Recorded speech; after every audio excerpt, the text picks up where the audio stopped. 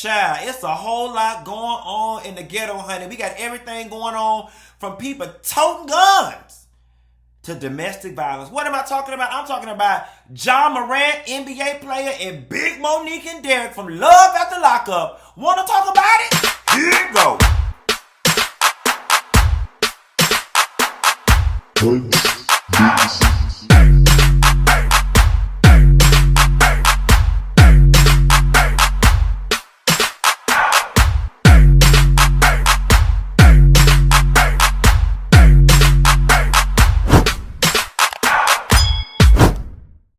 Nessa girl, grab your seat because it's about to get deep.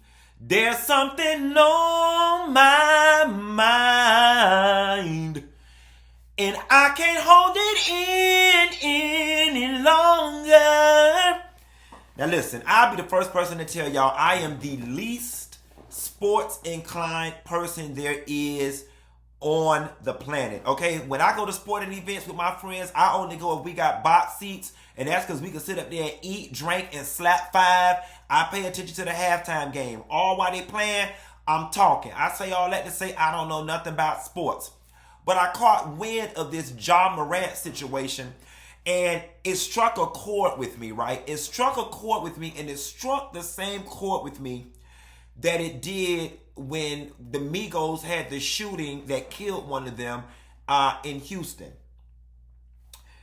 For the life of me, I cannot wrap my head, or at least until I flesh things out, I could not wrap my head around why people are so drawn to ghetto culture and drawn to the hood, especially after they make so much money, right? And y'all have heard me say this before in the past in videos, and I may catch a lot of backlash for this, and I promise you I am honestly trying to work on this. But at the present, I do not like ghetto people. I despise them. Everything about hood culture, call me elitist, call me biased, say I think I'm better than people, and you know what? When it comes to hood people, I probably do. And I'm willing to own that, all right? You cannot pay me to be in ghetto hood environments. You cannot pay me to be around all of this and toting guns and just, I just never understood it. I wasn't raised like that. I was raised to look down on it, and for whatever reason I do. I'm being honest, and I'm trying to work on that. But the thing that baffles me is everything about the hood says to me struggle, no safety, despair, death, drugs, disease, hopelessness. And I could never understand why people made money and were drawn to that. Now, what I can understand is people who were born into it, who feel stuck, and because they feel like they're never going to go anywhere else in life, they learn to glorify the state they're in, because who wants to sit around and be like, I'm poor, black, and miserable, and I'm never going to be anything in life. So you learn to glorify it in order to feel good about yourself. I can wrap my head around that logic. But when you look at rappers, and, you know, we've created this narrative that they're rapping about what their environment and what they see. So you rap about being hungry, mama not having no money, drugs and prostitutes in your area. It would seem to me that after you get rich, you would want to get away from all of that. But it seemed like the more money these people make, the more they run to be a part of it. And it still doesn't make sense to me, right? If the hood is all of these bad things, then why are so many of y'all so drawn to it? And after y'all make it out, y'all want to be a part of it so bad. And so I just reconciled that the hood just got their mind. And then I began to wrestle with, you know, I'll be damned if I got millions of dollars and I'm letting a nigga that shoot dice on the corner make me feel a way about myself. Like, why am I trying to impress somebody who ain't got shit?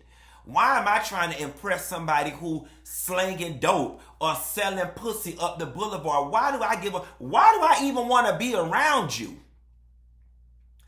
But that was Q thinking from his middle class educated upbringing. And a friend of mine that's an educator, and I have to give him a shout out for saying this. He goes by the name, well, not goes by the name. His name is Derek Mackey. He said something yesterday that I want to share with y'all. And he says, I have a somewhat controversial take, and that is that hood culture is aspirational, just like any other.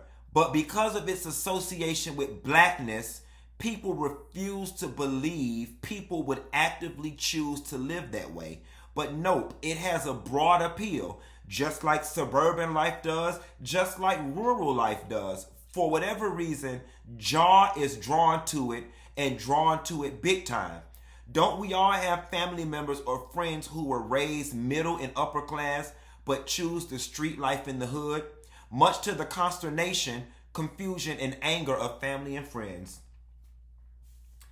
That sealed the deal for me. I said, that's it. Then I was able to step into my logical mind, right? And I had to say, well, Q, just because you like the lifestyle of eating out and being on the water and being around, bougie, fancy people, life is not one size fits all. And just because that's what you aspire to be doesn't mean you can blanket the whole world and say that's what everybody's aspiration should be. Just like, I've got siblings who prefer the rural country life, right? Now, granted, both of the lives that I just described, the fancy bougie life and the rural country life, we could all say without a reasonable doubt that those lives are at least safe, and that we can wrap our heads around how people could want to live those types of lifestyles. I don't know if it's the association to blackness why we can't accept hood culture or not. I would have to spend a little more time, digging into that. But I can say,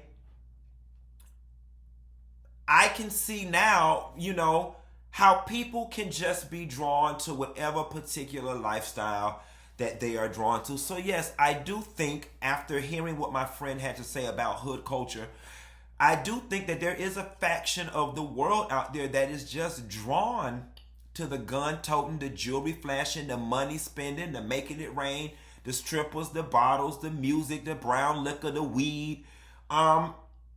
It's just a lifestyle that brings people pleasure, just like any other lifestyle. Now, you're not going to get me to just roll over on it and be like, it just is what it is, because I still don't accept it.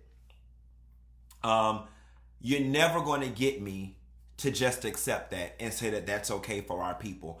For me, it has nothing to do with black and everything to do with safety and productiveness, right? Rural culture, it's safe to leave to lead a rural life, with the exception of getting ate by a bear or a coyote eating your ass while you're going for a bike ride. But you get what I'm saying. It is relatively safe to lead a bougie city life. It is relatively safe to live, and productive to live, a suburban soccer mom life. All three of the aforementioned lives are safe, they're productive, they don't interfere with other people's ability to live peaceably, and they're well respected. The hood life, on the other thing, and the reason why I can't agree with its association to blackness is why people can't wrap their head around it, is because it's counterproductive, it's unsafe, it infringes on other people's ability to live peaceably, it tears down the community, it degrades men and women. There's just nothing glorious about it. And that's why I'll never be able to just roll over and support, some people just want the hood life. There once was a time where our people had to find a way to make good with living in the hood. And so once we had rappers and videos and athletes coming out showing that, listen, we could be rich and fabulous and be hood fabulous too. I get that. We're not there anymore. We are not in a place anymore where we have to settle for hood culture. And when it comes to Ja Morant, I forgot the other basketball player's name. But he said, you have got to be the dumbest nigga in the NBA, and you do. You got caught with the gun in the club one time. You came and apologized. You got your little piece of suspension. You got over $200 and something million on the line. And you let them niggas over there in the corner, at the corner store shooting dice, get a hold of your mind so bad that you'll put all of it on the line. But here's the thing, right? Because you've got those of us who can only dream of having $200+ million concerned about him. I'm going to tell you something. I'm not. You want it? Young man, you want it? Go get it. Here's my thing. Stop faking being hood. Because here's the thing. You got $200+ million guaranteed to you. 200 something million. That officially takes you out the hood category. But if you want to be hood, go be hood, my nigga. Go. And I'm going to tell you what's going to happen. That $200+ million, 200 and something plus million dollars, it's going to stay right over there with them good white folks and they safe suburban, upper class, rich, fancy, suburban, city life. It's going to stay right over there in their bank account. So be careful what you ask for. Because one thing that hood culture has taught us is that, baby, you can't dibble and dabble. You can't have 1 foot in over there and 1 foot in with the rich people. You either in or you out. Like your mama said when you was running in and out of her house, she say you either in or you out. And so you want to be hood so bad. In order to truly be hood, you got to be broke and gangbang and slang and through your gun, or you got to sell drugs. So you want to go over there and play with them? You about to lose all of that. And when you do, I'm not going to feel bad for you because it's not like you've been blindsided. This is a choice you've made. And we not finna stand by and coddle him. We not finna do this you're young thing. You are a man, a grown-ass man. Ja Morant, you know where you come from. You know that people in your neighborhood and your family have never even dreamed of having access to this level of wealth and notoriety. And you about to fuck it up. You about to fuck up the thing. Because you want to be a nigga on the corner. So you know what? Have at it, young man. If street culture got your mind that goddamn bad, and you got in trouble one time, and you can't let it go, then that says to me that's where you want to be. What y'all ladies say? I ain't gonna keep no man that don't want to be kept. But I'm here to tell you what the rich bougie girls that live the city life over here, what we say. We ain't keeping no Negroes in the rich black people delegation that don't want to be kept. So if you want to go be hood and play dice in front of the store and tote guns while people trying to walk in to buy some salt and vinegar chips and a hot sauce shit, then go ahead and do it. It ain't no saving y'all types. There's no saving this type. You have been given beyond a lifeline. You have been given a whole new life, and you choosing to turn your back on it to go be hood. Have at it. I hope you have fun. Switching gears really quickly, y'all. Y'all know I couldn't get off the line without talking to y'all about Rasputia, Lattimore, and Derek from Love and Lockup, or Life After Lockup, or Prison Bay, whatever y'all call the shit. Now, I don't watch the damn shit, okay? I just follow along on the social media clips and the blog posts and whatever y'all tell me in my comments. But baby, them hoes got it going on. Now listen, ever since Derek done got out of prison and stopped getting fucked in the back from the bike by a man named Bubba, his ass been laying it low and spreading it wide all across Monique. He just recently did an interview where he said he done cheated with 10 or more women, but then try to act like it was in the past. And y'all hoes got mad with me. Ooh, baby, y'all ate me up something bad down to the shade room when I said that boy didn't want her.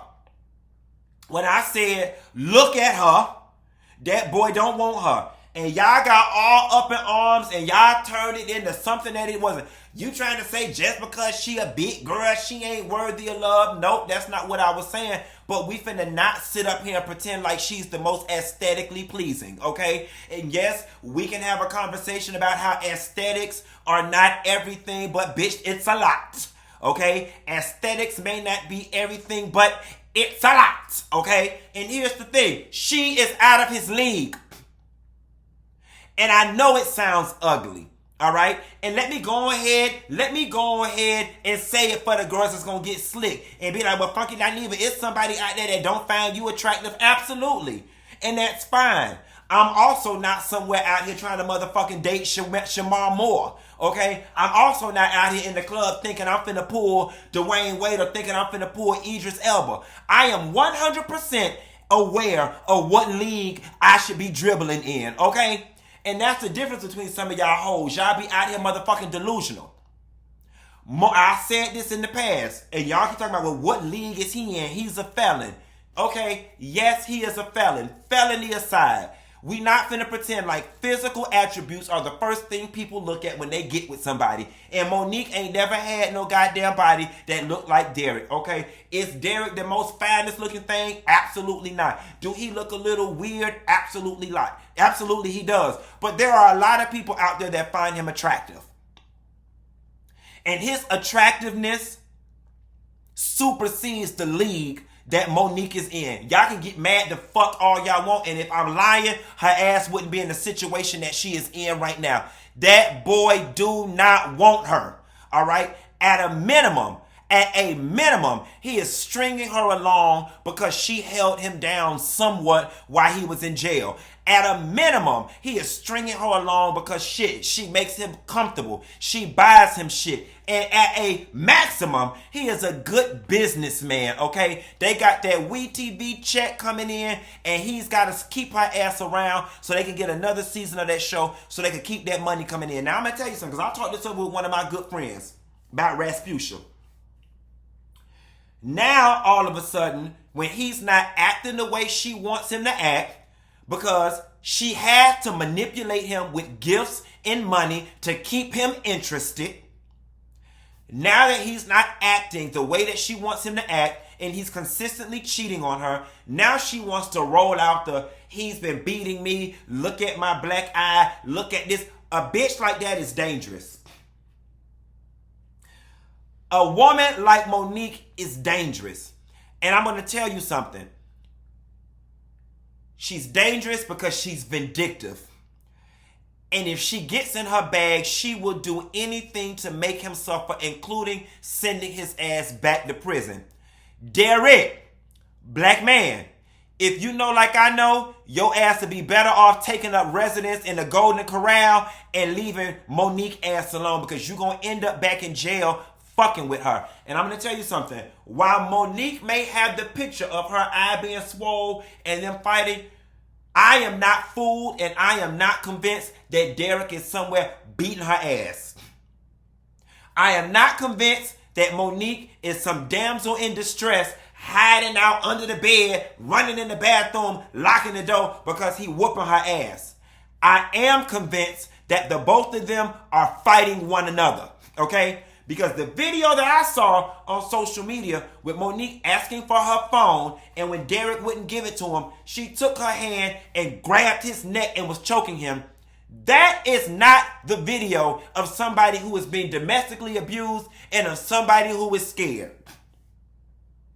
We have watched many a Lifetime video and many a Tyler Perry movie, and you don't ever see a battered woman. We watched What Love's Got to Do with It. Tina Turner didn't fight back until she was tired.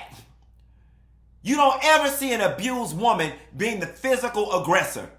Now, both of them are wrong for putting their hands on one another, but Monique is trying to put this narrative out there that Derek is whooping her ass, and that video that she put out suggests otherwise.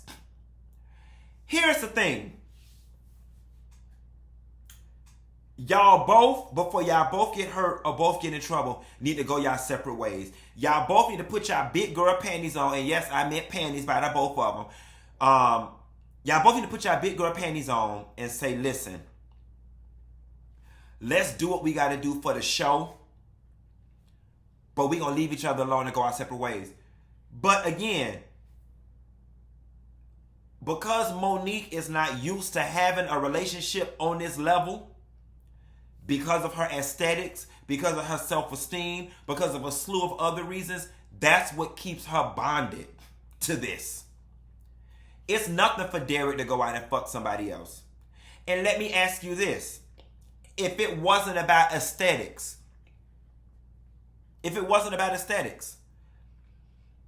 then why don't she just run out and get her another Derek? Or walk out or get on her electric scooter or her walker or speed walk out, however she got to get there. Just get there if you can. If she's so bad and she could pull on that level so bad and she could get a man so bad with no problems, then why she so hung up on this one? This felon jailbird that's whooping her ass. You know why she holding on? Holding on. Because the world has taught her that there are not a lot of options for girls out there that look like her, and moreover that have her level of self-esteem. And it's more about the esteem than it is the aesthetics, but don't get it twisted. The aesthetics play into it. There is not a line of people out there who are in a rush to lay up with somebody who is morbidly obese, okay? It sounds mean, call it fat shaming, I'm telling the truth. Yes, there are men out there that like big girls, a small select few. But there's a difference between a big girl and somebody who is morbidly obese. More people than not don't find that attractive. I don't make the rules, I just play by them. So those two need to go their separate ways. And Monique, you need to honestly look at what the universe is trying to tell you. Sis, he don't want you. He's no good for you. And Derek, stop using this girl and set her free. Because if not, your freedom going to end up getting taken away from you, and your ass going to be set back in jail, down said hike, getting fucked from the bike. I'm trying to tell you, Big Bubba going to grab their hair like this and hit it hard from the back, roll around to the front. I know you got a lot of ass, but 12 plays what you want. You about to get 12 years and some 12 play fucking around with that size 12 times 3. I'm trying to tell you, son. Anyway, y'all, that's all I got. Ain't got no more. If you new around these parts, be sure to like and subscribe, and I'll call y'all hoes later. Bye.